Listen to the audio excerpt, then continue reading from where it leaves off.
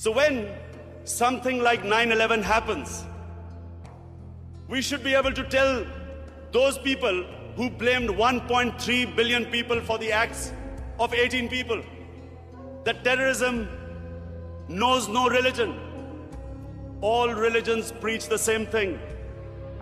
And unfortunately, we do not have either the political or intellectual leadership in the Muslim world to be able to convey our point of view.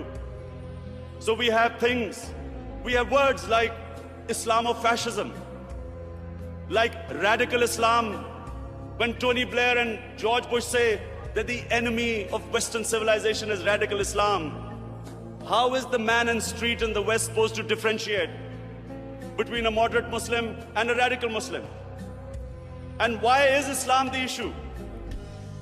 Before 9/11, 70% of all suicide bombings was by Tamil Tigers in Sri Lanka. No one ever blamed Hinduism for what they were doing. No one ever said that tell the Hindu priests to tell them that suicide bombing is not part of Hinduism. So why were we on the defensive? How is suicide bombing anything to do with any religion? And unfortunately, because we did not have the leadership, and because sadly in the Muslim world, there were people who played along the game, called themselves moderate Muslims.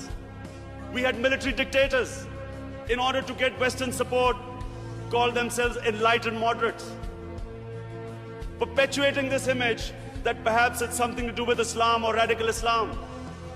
All human communities have moderates, have liberals, have conservatives, and have fanatics.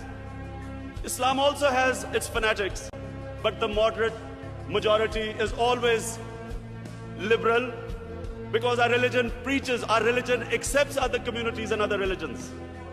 We all know that Islam believes in plurality.